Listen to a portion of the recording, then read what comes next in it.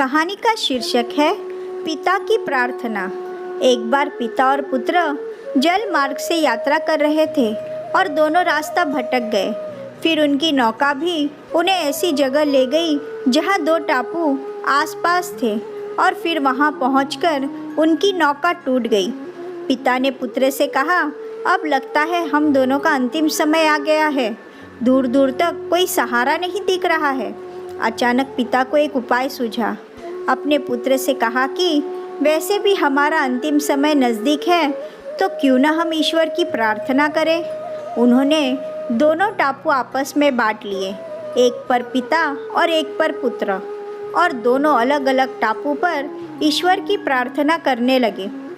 पुत्र ने ईश्वर से कहा, हे भगवान, इस टापू पर पेड़ पौधे उग जाए जिसके फल फूल से हम अपनी भूख मिटा सके। ईश्वर ने प्रार्थना सुनी गई। तत्काल पेड़ पौधे उग गए और उसमें फल फूल भी आ गए। उसने कहा, ये तो चमत्कार हो गया। फिर उसने प्रार्थना की, एक सुंदर स्त्री आ जाए जिससे हम यहाँ उसके साथ रहकर अपना परिवार बसाए। तत्काल एक सुंदर स्त्री प्रकट हो गई। अब उसने सोचा कि मेरी हर प्रार्थना सुनी जा रही है, तो क्यों न मैं ईश्वर से यहाँ से बाहर निकलने का रास्ता मांग लूँ। उसने ऐसा ही किया। उसने प्रार्थना की, एक नई नाव आ जाए जिसमें सवार होकर मैं यहाँ से बाहर निकल सकूँ। तत्काल नाव प्रकट हुई और पुत्र उसमें सवार होकर बाहर निकलने लगा। तभी एक आकाशवाणी हुई, बेटा, तुम अकेले जा रहे हो, अपने पिता को साथ नहीं लोगे। पुत्र ने कहा, उनको छोड़ो, प्रार्थना तो उन्होंने भी की, लेकिन आपने उनकी एक भी नहीं सुनी। शायद उनका मन पवित्र नहीं है, तो उन्हें इसका फल भोगने दो ना।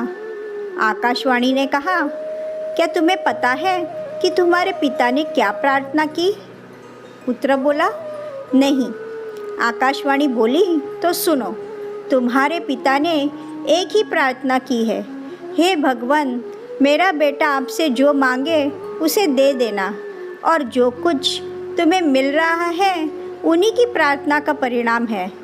हमें जो भी सुख, प्रसिद्धि, मान, यश, धन, संपत्ति और सुविधाएं मिल रही है, उसके पीछे किसी अपने की प्रार्थना और शक्ति ज़रूर होती है।